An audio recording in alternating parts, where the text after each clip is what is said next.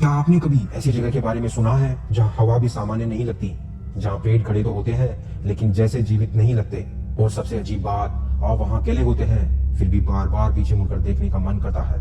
अब जरा सोचिए, अगर कोई गहरी इतनी शांत हो जाए कि आपकी अपनी धड़कन भी आपको अजनबी लगे, तो डर कहाँ पैदा होगा, जगह में या आपके भीतर। आज मैं आपको एक ऐसी जगह की कहानी बताने वाला हूँ जिसके बारे में कहा जाता है वहाँ मौत खत्म नहीं होती, बस रुक गई। मैं बात कर रहा हूँ लंबी दिहार माइंस की, और जो मैं आपको बताने जा रहा हूँ वह सिर्फ भूतों की कहानी नहीं है। यह उस खामोशी की कहानी है जो इंसान छोड़ जाता है लेकिन जगह संभाल कर रख लेती है। मसूरी नाम सुनते ही क्या याद आता है? ठंडी हवा, पहाड़, शांत दृश्य। लेकिन हर खूबसूरत जगह के आसपास कुछ ऐसे हिस्से भी होते हैं जिन्हें लोग भूल जाना चाहते हैं। लंबी दिहार माइंस मसूरी से कुछ दूरी पर पहाड़ियों के बीच छिपी हुई है। दिन में भी वहाँ अजीब सन्नाटा रहता है, कोई भीड़ नहीं, कोई आवाज नहीं, बस हवा और टूटे हुए पत्थर। लेकिन असली बात यह है, लोग वहाँ ज्यादा देर रुकना पसंद नहीं करते। क्यों?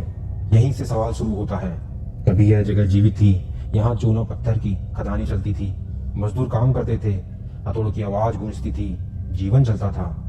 लेकिन धीरे धीरे काम कठिन होता गया, धूल बढ़ती गई और उस धूल में छिपाता धीमा जहर। कहा जाता है सैकड़ों मजदूर फेफड़ों की बीमारी से मर गए। लेकिन सवाल यह है, क्या सिर्फ लोग जाते हैं या उनके अनुभव भी साथ चले जाते हैं? जब किसी जगह पर पीड़ा लंबे समय तक रहती है तो क्या वह पूरी तरह मिट जाती है? कल्पना कीजिए, पहाड़ को काट कर सुरंगें बनाई गई, अंधेरी, लंबी, घुमावदार सुरंगें, नीचे उतरते मजदूर, कम रोशनी, भारी हवा। अब जरा सोचिए, ऐसी जगह पर रोज काम करने वाला इंसान क्या महसूस करता होगा? धीरे धीरे अंधेरा सामान्य बन जाता है और शायद डर भी। लेकिन जब वही जगह अचानक खाली हो जाए तो अंधेरा अकेला रह जाता है, और खाली अंधेरा हमेशा बेचैन करता है। स्थानीय लोगों के बीच एक बात अक्सर कही जाती है, रात में वहां से आवाजें आती हैं, स्पष्ट नहीं, बस जैसे दूर कोई काम कर रहा हो, पत्थर से टकराने की हल्की ध्वनि। अब सोचिए, अगर वर्षों से बंद जगह से काम की आवाज सुनाई दे तो आप क्या सोचेंगे? कुछ लोग कहते हैं उन्हें सुरंगों के अंदर कदमों की गूंज सुनाई दी, लेकिन जब टॉर्च घुमाई कुछ नहीं था। 2012 में एक पैरानॉर्मल टीम्स ने वहां जाकर जांच की थी।